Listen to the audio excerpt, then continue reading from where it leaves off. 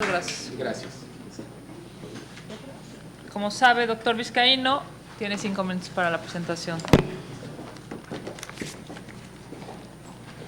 Senadoras, senadores, muy buenas tardes.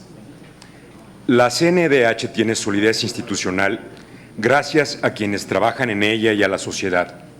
Sin embargo, lo emprendido no es suficiente y debe reorientarse ante la crisis de derechos humanos que vivimos. La Comisión debe ser más proactiva, servir especialmente a las víctimas, participar en la construcción de política pública y no subordinarse a los poderes del Estado, procurando un nuevo entendimiento basado en el respeto, en el diálogo, al tiempo que debe evitar la autocensura. Mi programa consta de 4 ejes: empoderar a las personas, austeridad y racionalidad, combate a la corrupción y la impunidad y coadyuvar en la implementación eficaz de leyes. Primero, empoderamiento. Evitar la revictimización de familiares de personas desaparecidas, brindándoles información y acercamiento genuino que evite su peregrinar entre instituciones.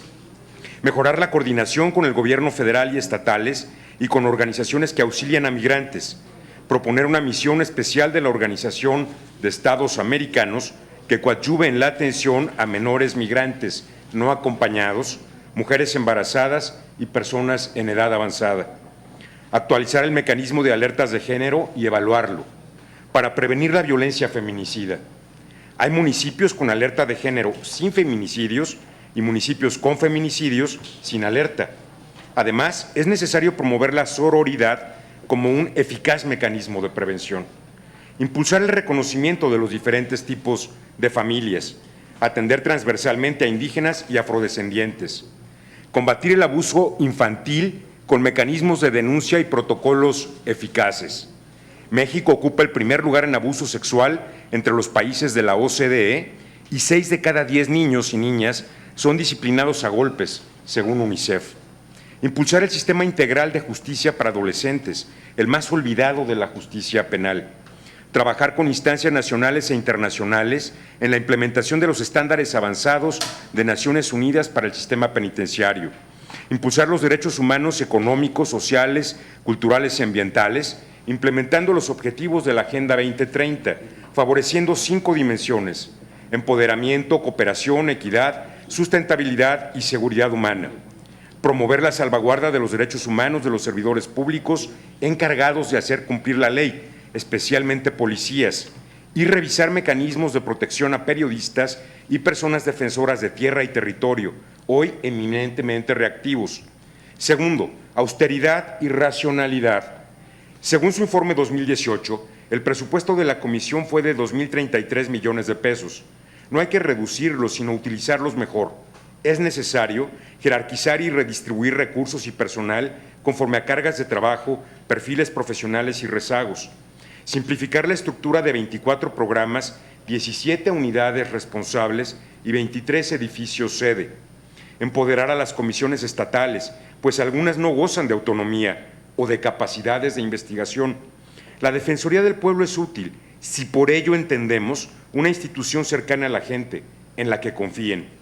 Trabajar más con sociedad civil, pues documentan casos emblemáticos de manera sofisticada, con profundos diagnósticos y acceso a mecanismos internacionales. Brindar garantías a los visitadores y personal en su función de investigación.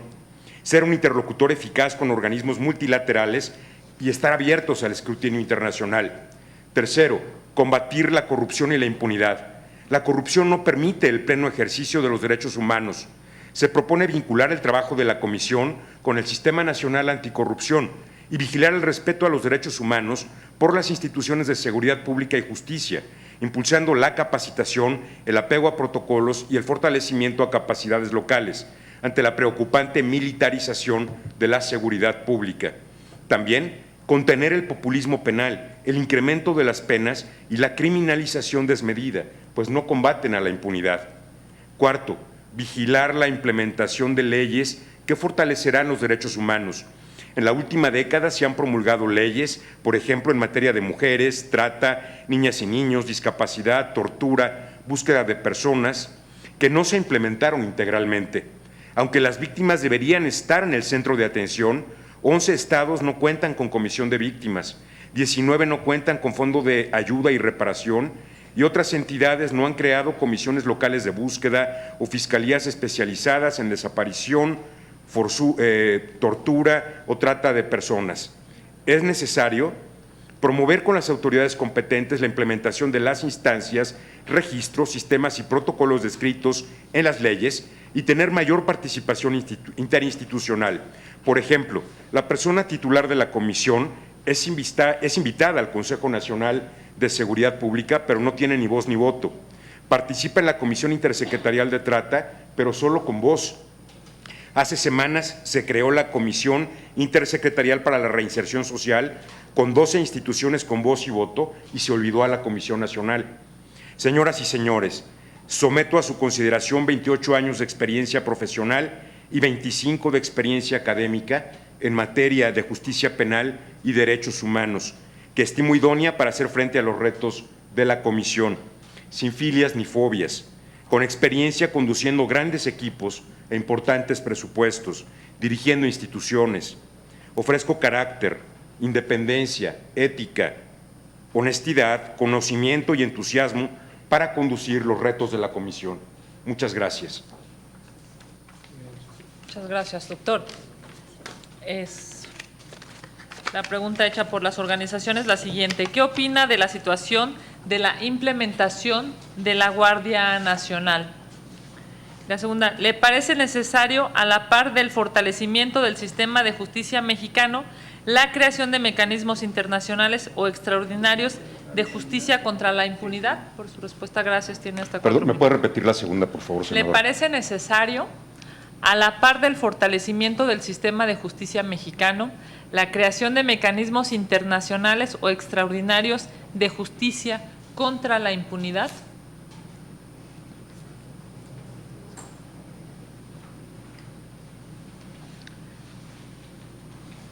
Gracias, doctor. Tiene 4 minutos para responder. Muy amable. Gracias. Bueno, respecto de la implementación de la Guardia Nacional, de hecho tengo un libro publicado. El año pasado publiqué 2 libros. Uno se llama Las medidas cautelares, el tope a la puerta giratoria. El otro es sobre gendarmerías, que es el nombre genérico que reciben instituciones dedicadas a la seguridad interior. Hay muchos modelos en el mundo, por ejemplo, la Guardia Civil de España, los Carabineros de Italia, en México el caso de Guardia Nacional. Participé, de hecho, aquí en el Senado en el proceso de Parlamento abierto a principios de este año, con una ponencia al respecto. Me parece que México requiere una institución dedicada a dedicada a la seguridad interior. Es necesario. La seguridad interior es un concepto que está en nuestra Constitución desde 1824, se ha reiterado en todas las constituciones hasta la actual. Sorprende, por otra parte, que el concepto de seguridad pública es de 1993, es un concepto muy reciente. Me parece que el concepto quizá no fue del todo correctamente implementado. En países como Francia, como España, como Italia, existen 3 instituciones. Por ejemplo, España tiene una Policía Nacional, tiene una Guardia Civil y tiene además un ejército. En Italia existe una Policía Nacional, existen carabineros, además un ejército. Y así en la mayoría de los países del mundo. En el modelo mexicano se está suprimiendo una institución que es la Policía Federal, y se están dejando solamente 2 instituciones. Entonces, es una observación que en su momento formulé. Por otra parte, se ha señalado que la Guardia Nacional, reitero, institución necesaria para atender con la seguridad interior, que a su vez seguridad interior es una situación, una condición en que se agrava la seguridad pública ante la falta de capacidades de policías locales o ante la cooptación de las policías locales por parte de la delincuencia organizada, pues se requiere que alguien se haga cargo de este modelo de seguridad que es la seguridad interior. Creo que sería importante avanzar hacia un modelo civil de Guardia Nacional, tal como lo ordena la Constitución, tal como se estableció en el artículo 21, porque actualmente de alguna manera estamos viviendo en el artículo 5º transitorio de esa reforma constitucional que facultó al presidente a hacer uso de las Fuerzas Armadas durante 5 años hasta en tanto se consolida un modelo de Guardia Nacional de carácter civil. Creo que habría que fortalecer esto. Respecto de la segunda pregunta, la creación del fortalecimiento del sistema de justicia, me parece que es necesario. Yo he participado prácticamente desde el año 2001 en el Instituto Nacional de Ciencias Penales, del cual fui secretario general durante 10 años, y en otras instituciones. Recientemente, cuando fui secretario ejecutivo del Sistema Nacional de Seguridad Pública, entre el año 2016 y 2018, ante la desaparición de CETEC, que era la instancia encargada de la implementación del sistema de justicia, la institución que dirigía asumió la tarea, eso sí, sin presupuesto adicional y sin recursos humanos adicionales, de impulsar acciones de consolidación del sistema de justicia penal. Consolidar y fortalecer el sistema de justicia es una tarea aún pendiente. No se ha logrado tener el sistema de justicia en nuestro país tal como fue planeado, tal como fue diseñado. Algunos engranes del sistema de justicia no fueron debidamente construidos o debidamente diseñados. Y hubo piezas que no se implementaron desde el día 1. Por ejemplo, las unidades de medidas cautelares fueron un gran olvido durante los 8 primeros años del proceso de implementación y son piezas importantes porque deciden precisamente sobre la prisión preventiva cuando no es oficiosa, la prisión preventiva justificada. Entonces, fortalecer el sistema de justicia sin duda ayudará a combatir la corrupción y a combatir la impunidad. Muchas gracias, doctor. Senadores. Gracias.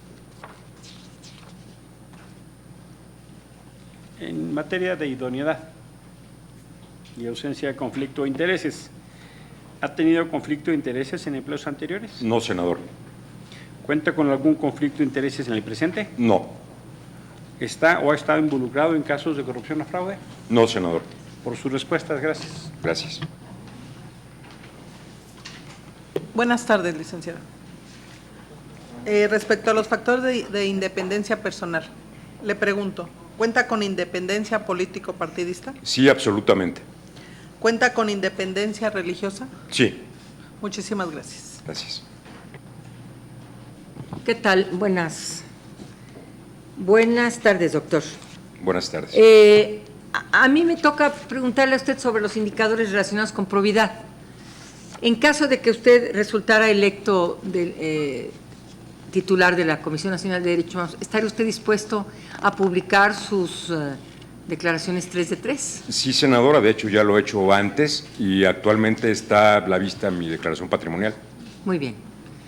¿Tiene usted o ha sido señalado o denunciado o cuenta con sentencia condenatoria por violencia familiar o delitos sexuales? No, nunca.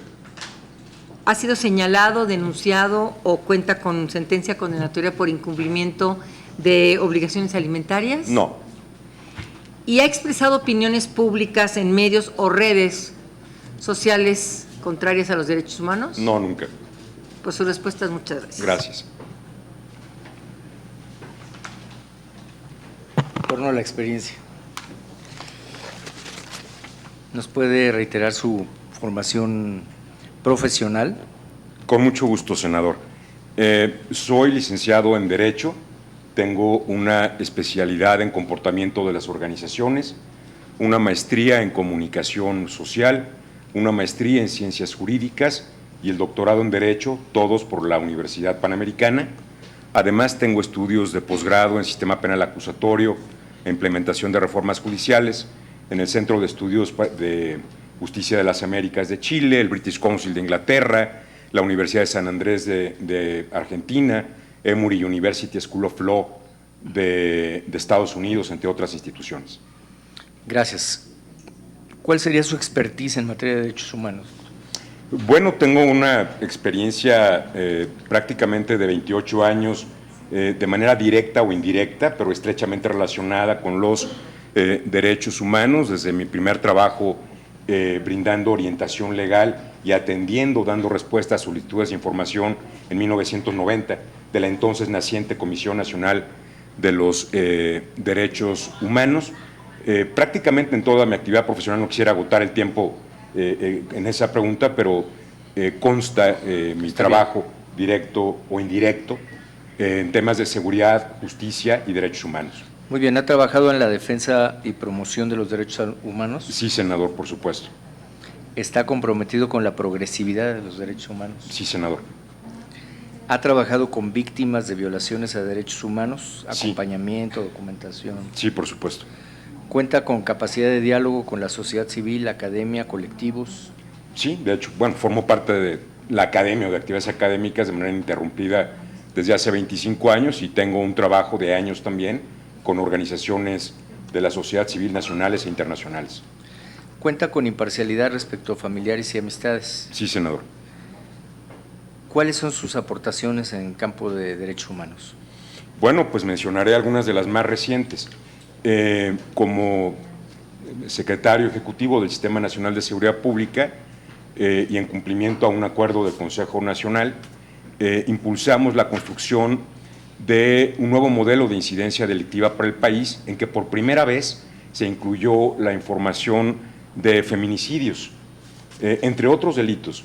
Y además agregamos información procedente del 911, que fue otra institución que tuve el gusto y el honor de encabezar su construcción, y que brindaba información de mujeres que habían llamado pidiendo auxilio, pero que no habían presentado denuncias. Esta información resultó de enorme utilidad. Impulsamos la construcción de centros de justicia para las mujeres en todo el país, de protocolos de atención para niñas, niños y adolescentes, para el sistema de justicia penal de adolescentes, entre otras actividades. Muchas gracias. Gracias, senador. ¿Algún senador, senadora desea preguntar? Senadora Noyola. Gracias, senadora. En su plan de trabajo, doctor, uno de sus objetivos es combatir la impunidad y la corrupción. De llegar a usted a ocupar este cargo como presidente de la CNDH, ¿qué acciones inmediatas realizaría para lograr o cumplir este objetivo? Gracias. Gracias. Gracias. Probablemente es usted una de las personas con mayor expertise en seguridad, ¿no? Usted fue el secretario ejecutivo del Sistema Nacional de Seguridad Pública, nombrado por el presidente Peña Nieto, coordinador del Sistema de Desarrollo Policial de la Policía Federal, secretario ejecutivo adjunto del Sistema Nacional de Seguridad Pública, entre algunos más. Usted ya nos subrayó algunos. Déjeme preguntarle, ¿qué relación encuentra usted entre esto, que sin duda es respetable, importante y significativo, y ser presidente de la CNDH? O sea, ¿cómo podemos tener nosotros la claridad de que usted tiene una expertise, ¿no?, en materia de derechos humanos, de trabajo con víctimas? Entiendo y respeto, valoro su trayectoria en materia de seguridad, pero no es en automático, ¿no? No me pareciera así. Quisiera escuchar su valoración. La segunda es, se ha venido profundizando un modelo de militarización. Usted, como si fuera el caso, como titular de la CNDH, ¿qué haría al respecto? Tendría usted distintas atribuciones sobre el particular. Y díganos qué haría en particular para dar cumplimiento a las diversas recomendaciones que se han dirigido a la Policía Federal, porque hay varias y pendientes de cumplimiento. En dos ámbitos, ¿qué hizo usted para ese cumplimiento y atención? Y la segunda es cómo desde la posición de la CNDH ayudaría a su cumplimiento. Por sus respuestas, muchas gracias. Gracias, senador. Perdón, creí que iba a contestar. No, por favor. Por favor.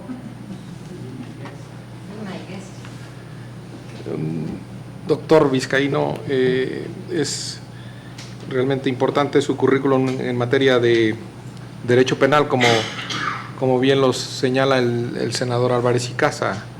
Yo quisiera cambiar un poquito el tercio y preguntarle su opinión sobre si las personas jurídicas llamadas morales son titulares de derechos humanos o no, o son susceptibles de violar los derechos humanos o no, cuál es su comprensión de esta materia, cuál es su criterio. Y me gustaría algún dato que nos dé a nosotros certeza de independencia. El secretario ejecutivo del Sistema Nacional de Seguridad lo propone el presidente de la República o el presidente Enrique Peña Nieto.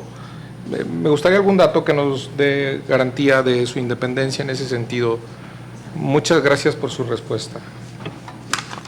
Muchas gracias. Senadora. Sí, yo quería preguntarle a usted dos cuestiones. Una, ¿qué entiende usted por agravio comparado en relación a, dijéramos, es un elemento fundamental para la declaratoria de alerta de género? Si pudiera usted definirla. Y la segunda, mencióneme usted 5 temas en los que usted profundizaría como una currícula para la capacitación a la seguridad pública, relacionado con los derechos humanos de las mujeres. Por favor, gracias.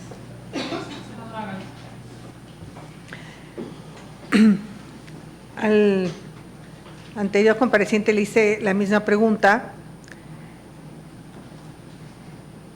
No se ha podido llevar a cabo la consulta previa, libre e informada de acuerdo al convenio 169 con las comunidades indígenas aledañas al aeropuerto de Santa Lucía. El Ejército aduce temas de seguridad nacional, por lo tanto, cualquier tipo de amparo está siendo suspendido, aunque no se ha ido al fondo del asunto. ¿Cree que se debería de respetar este derecho establecido en el convenio 169 por encima de la argumentación de seguridad nacional? Sería una primera pregunta. Y la segunda sería respecto a equiparar delincuencia organizada con delitos fiscales. Yo asumo que como no se modificó el 19 constitucional en materia de delitos fiscales, se introdujo a la fuerza en delincuencia organizada. ¿Qué opinión le merece el equiparar estos dos delitos? Buenas tardes, bienvenido. Buenas tardes. ¿Nos puede comentar sobre el mecanismo de impulso y acompañamiento a la implementación de leyes contempladas en su programa de trabajo? Y la otra sería, ¿cómo fortalecería el diagnóstico nacional de supervisión penitenciaria? Gracias. Gracias, doctor. Primero que nada, me parece que es necesario reconocer y además agradecer. Cuando nosotros emitimos la convocatoria, la verdad es que esperábamos altos perfiles y me parece que su currículum es uno de los que hay que reconocer en experiencia. Gracias. Podemos compartir o no las administraciones, los partidos, pero algo que sin duda este país necesita es una experiencia en la administración pública y su currículum es absolutamente amplio. Muchas felicidades. Yo quisiera preguntarle, es claro que los hechos lamentables de la semana pasada en Guerrero, en Michoacán, en Culiacán, dan un escenario muy complejo en términos de inseguridad en nuestro país. Y su expertise, doctor, es justamente el tema de la seguridad. Ha tenido muchísimos cargos, prioritariamente el secretario ejecutivo del Sistema Nacional de Seguridad Pública, entre otros tantos. Mi pregunta está basada en todo lo que vivimos la semana pasada, atraviesa lacerantemente un tema de inseguridad que violenta los derechos humanos, sin discutir unos u otros. Me refiero a presuntos delincuentes, víctimas, soldados, policías.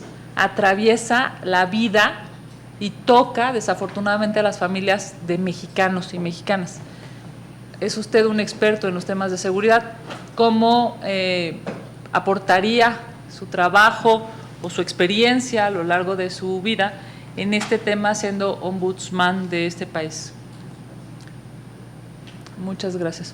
Gracias. Sí, tenemos una litis sobre, perdóneme, doctor, sobre ombudsperson y ombudsman, pero después habremos de resolverla no por un asunto de lenguaje. Muchas gracias. Gracias. Bueno, espero que alcancen 4 minutos para... Esto quedaría materia para muchas conferencias de varias horas.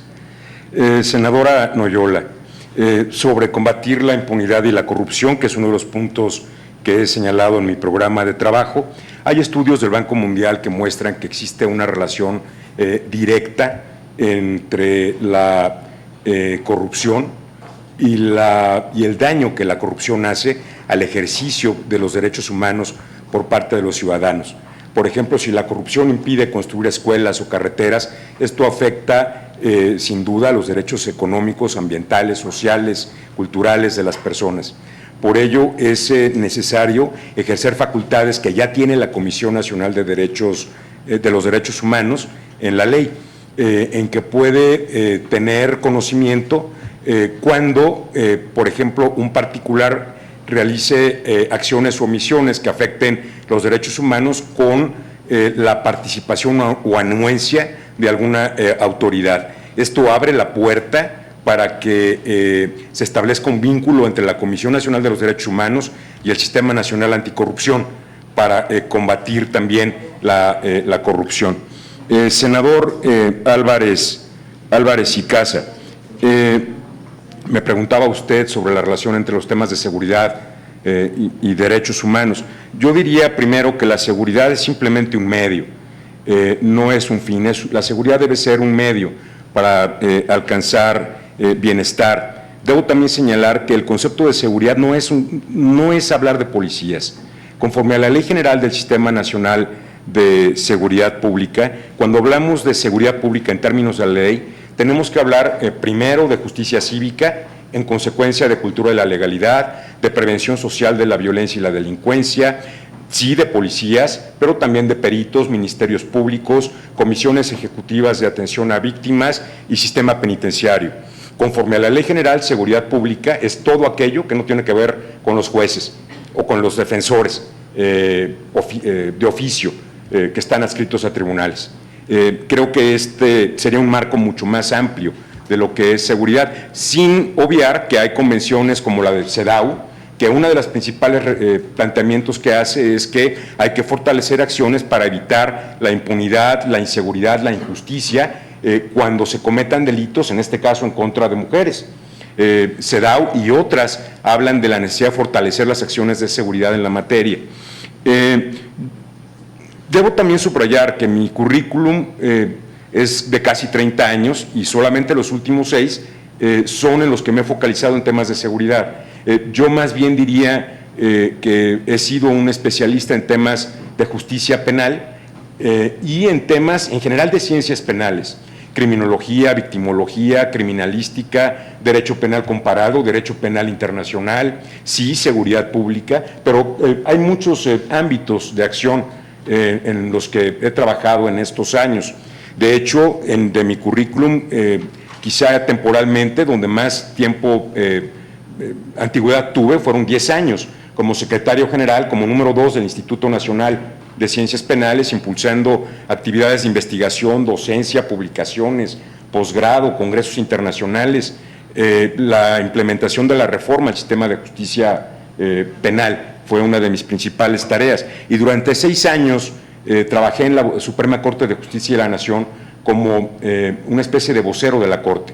Mi cargo era director de información. Mi trabajo era traducir las sentencias de la Corte al español. Todas ellas, al español me refiero a un lenguaje ciudadano, para explicarlas a los medios de comunicación. Era atender a los periodistas y decirles cuál era la interpretación constitucional de la Corte relacionado con garantías individuales y derechos humanos. Les rogaré un par de minutos, me hicieron muchas preguntas y quisiera atenderlas. Muchas gracias. ¿Qué haría frente a la militarización? La militarización de la seguridad pública es un tema preocupante y necesariamente está relacionada con el fortalecimiento de las capacidades locales, municipales y estatales. Hoy, por ejemplo, hay 622 municipios del país que no tienen un solo policía. El 52% de los municipios del país tiene 10 o menos o ningún policía. Es una cifra impresionante, pero también es importante que se aumente el presupuesto para los municipios, que demandan recursos en materia de seguridad. El Fortaseg, que llegó a tener 7,000 millones de pesos, se anuncia que el próximo año tendrá 3,000. Ha ido bajando casi 1,000 millones de pesos cada año. Y los municipios requieren recursos para poder hacer frente a estos temas de seguridad. ¿Qué haría respecto de recomendaciones hacia Policía Federal? Bueno, las dos más importantes son la de Nochistlán, Oaxaca, Tanguato, Michoacán. En el caso de Nochistlán, Oaxaca, se trata de un caso en que la Comisión Nacional de los Derechos Humanos señaló que hubo un muy deficiente operativo policial y que no se logró determinar con precisión quién disparó primero y si hubo en consecuencia uso o no legítimo de la fuerza. Creo que es una recomendación muy técnica que vale la pena atender. Tanguato, Michoacán, habla de más de 22 ejecuciones extrajudiciales preocupantes y creo que tendría que avanzarse con esa misma recomendación en revisar las responsabilidades administrativas o penales que se señalan en la propia recomendación. Senador Germán Martínez, sobre la responsabilidad penal de las personas jurídicas, estas no son titulares de derechos humanos, no lo pueden ser, sin embargo sí son titulares de derechos fundamentales. Desde el año 2016 es posible imputar penalmente la responsabilidad penal a las personas jurídicas, y esto significa, por ejemplo, entre muchos otros, que deben gozar de un debido proceso, y el debido proceso está claramente señalado en el Pacto de San José, en la Corte Interamericana de los Derechos Humanos. Independencia, que si respecto de la administración anterior, bueno, yo trabajé 28 años, empecé a trabajar como pasante, porque tenía que hacer el servicio social a los 22 años, en 1990, y pasé por todos los peldaños de la administración pública, desde el más bajo, jefe de departamento, subdirector, director general adjunto, director general, etcétera, y no llegué porque estuviera el PRI, ni me fui porque llegara el PAN. Trabajé también con gobiernos panistas, los que me correspondieron en los últimos 28 años que trabajé en el gobierno. Y respecto del cargo anterior, si bien me propuso el presidente, porque así lo dispone la ley general, fui ratificado por este Senado con más de 90 votos a favor y ninguno en contra, y después de 2 propuestas previas que se habían hecho y que no fueron validadas porque creo que no había suficiente transparencia o falta de claridad sobre si había algún tinte partidista en los anteriores candidatos. Fui el tercero y en consecuencia fui ratificado por este Senado. Me quedan 2 preguntas, solicito autorización 1 minuto para contestar. Gracias. Senadora Salgado, sobre el mecanismo de implementación de leyes que propongo, la Comisión Nacional de los Derechos Humanos tiene facultades para emitir recomendaciones a todas las autoridades sobre mejores prácticas administrativas, también para opinar sobre leyes, sobre reformas o adiciones, y es en ese sentido que propongo generar un mecanismo de respetuoso acompañamiento con las autoridades competentes para revisar por qué no se han implementado, por ejemplo, las fiscalías de trato o de tortura en muchas entidades del país, a pesar de que tuvieron recursos. Creo que le daría un carácter preventivo y de protección y de supervisión a la Comisión Nacional de los Derechos Humanos, que no se ha implementado. Creo que la Comisión debe participar activamente en la construcción de política pública, y esto ayudaría no solo a ser reactivo, sino a ser proactivo. El Diagnóstico Nacional de Supervisión Penitenciaria es uno de los instrumentos más importantes que hay en la materia para construir política pública para el sistema penitenciario, pero lamentablemente, como lo mencioné, la semana pasada se generó este grupo interinstitucional, el mecanismo interinstitucional del sistema penitenciario para reinserción social, y se olvidó a la Comisión Nacional. No está ni con voz ni con voto. Entonces, además hay que trabajar en la implementación de los estándares avanzados de las Naciones Unidas.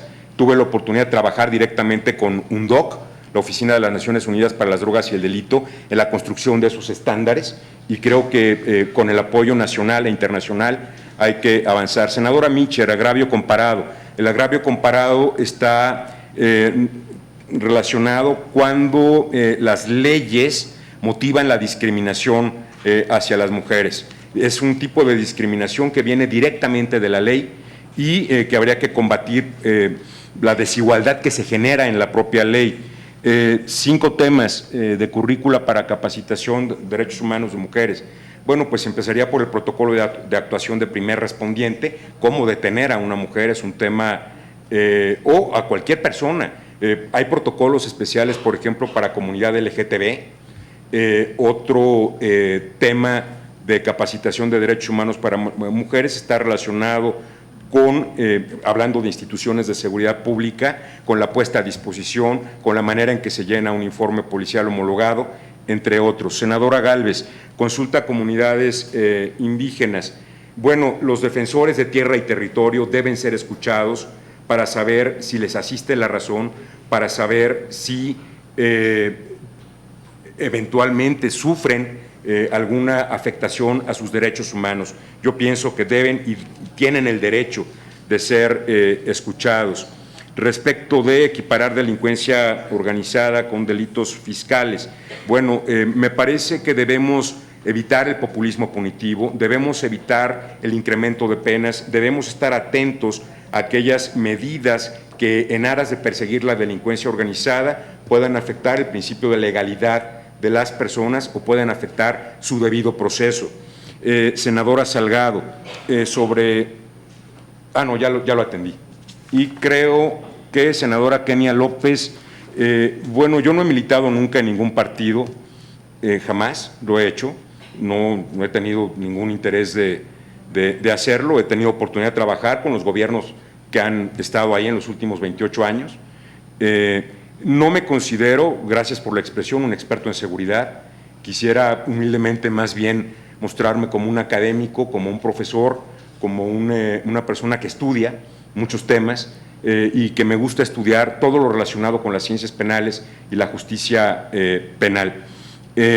Sobre los hechos de la semana pasada, Culiacán, bueno, me parece, y respondo como profesor de teoría del delito, cuando un bien jurídico se encuentra en riesgo frente a otro bien jurídico de mayor valor, me refiero en el primer caso al cumplimiento de una orden de aprehensión y el bien jurídico, en este caso la seguridad pública, el bien jurídico de mayor valor es la vida de las personas. En teoría del delito existe una circunstancia que se llama estado de necesidad justificante, que es una causa de justificación que excluye la antijuridicidad y en consecuencia excluye al delito, en este caso el de evasión de una persona, evasión de una orden de aprehensión. En consecuencia, esta explicación técnica hace que la respuesta sea si fue correcto liberar a una persona, sí lo fue. Sin embargo, hay que considerar también que el riesgo se generó por un operativo mal implementado, lo cual necesariamente implica responsabilidades administrativas, por lo menos, a quienes pusieron en riesgo la vida de la población. Me parece que es importante, por otra parte, fortalecer los derechos humanos de las personas encargadas y responsables de hacer cumplir la ley.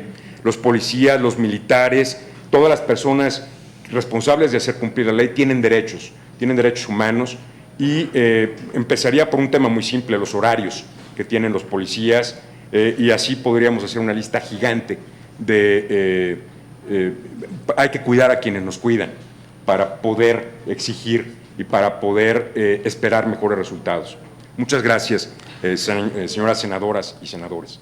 Muchas gracias, doctor, muy amable por su presencia. Estamos Muchas gracias. a punto de concluir estas comparecencias. Muchas gracias, doctor Vizcaíno. Le solicitamos amablemente al doctor Alberto, al maestro Alberto Xicotén Carrasco, nos pueda acompañar y con su presencia y su expertise cerremos esta